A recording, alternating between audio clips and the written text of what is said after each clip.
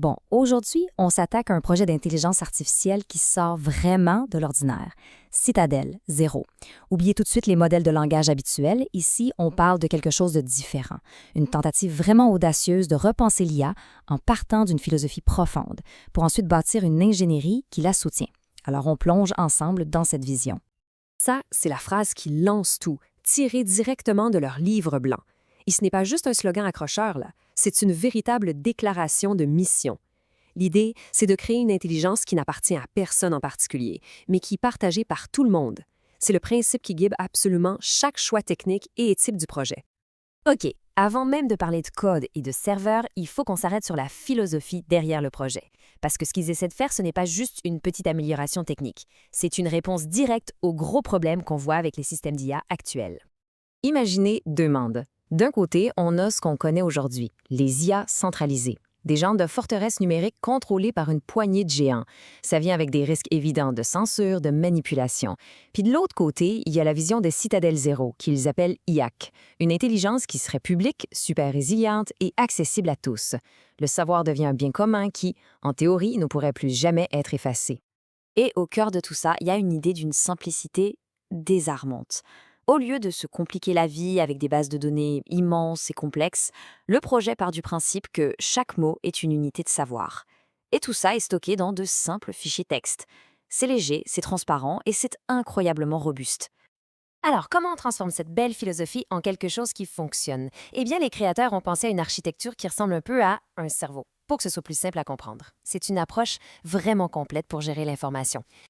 Et ce cerveau-là, il a trois grandes parties. Pensez-y comme un pipeline en trois étapes. En premier, il y a IAC. C'est la base de connaissances. C'est elle qui contient tout le savoir, de façon décentralisée. Ensuite, CKM, le moteur logique. C'est lui qui analyse les demandes et qui applique les règles. Et finalement, IAC, c'est la voix, la partie qui transforme toute cette logique complexe en une conversation qu'on peut comprendre.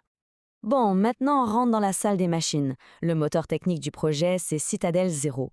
Et c'est là qu'on tombe sur une décision qui va complètement à l'encontre de tout ce qui se fait en IA en ce moment. C'est la question qui tue. Alors que toute l'industrie de l'IA mise des milliards sur la puissance des cartes graphiques, les GPU, l'équipe de Citadel Zero a fait le choix délibéré de ne pas en utiliser du tout. Pourquoi diable faire ça? La première raison, c'est l'efficacité. Pas besoin de la mémoire vidéo super chère des GPU, donc l'empreinte mémoire du système est beaucoup plus petite. Ça consomme aussi bien moins d'électricité. Et le plus important, c'est que ça peut rouler sur presque n'importe quelle machine qui a Python. Ça le rend compatible avec pratiquement tout. Et pour les développeurs, ça change tout. Fini le cauchemar des pilotes CUDA et des dépendances compliquées. Déployer ça dans le cloud devient beaucoup plus simple et surtout beaucoup moins cher parce qu'il n'y a pas besoin de louer des serveurs avec des GPU qui coûtent une fortune. Bref, tout est une question d'accessibilité. Évidemment, pour que ça marche, il a fallu choisir les bons outils. La pile technologique est super moderne, mais chaque pièce a été choisie spécifiquement pour être optimisée pour le CPI. On y trouve des choses comme FastAPI pour le web, des librairies spécialisées comme FastCPU pour la recherche et même IPFS pour le stockage décentralisé. Chaque brique est à sa place. Mais attention, Citadel Zero, c'est pas juste un moteur abstrait. C'est un écosystème complet pensé pour que les développeurs puissent vraiment construire des choses avec. C'est du solide.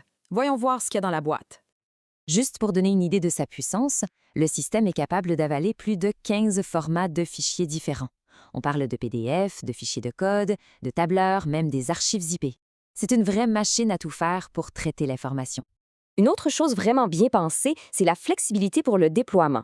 On peut utiliser l'approche classique avec FastAPI pour développer et tester rapidement. Ou on peut basculer vers Netrix.io pour une architecture serverless, sans serveur, qui s'ajuste toute seule à la charge dans le cloud.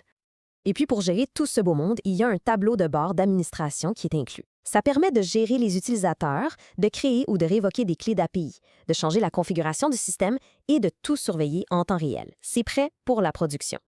Et ce n'est pas tout. Le projet est déjà prêt à se brancher sur plein de services modernes que les entreprises utilisent déjà.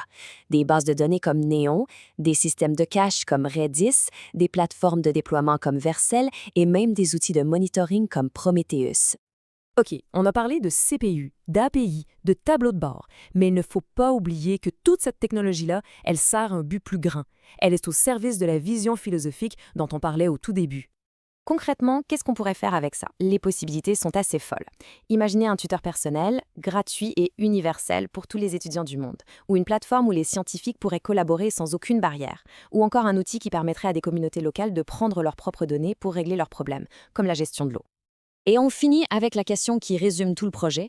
Et si le savoir humain ne pouvait jamais, jamais être effacé? C'est ça le but ultime de Citadel Zéro.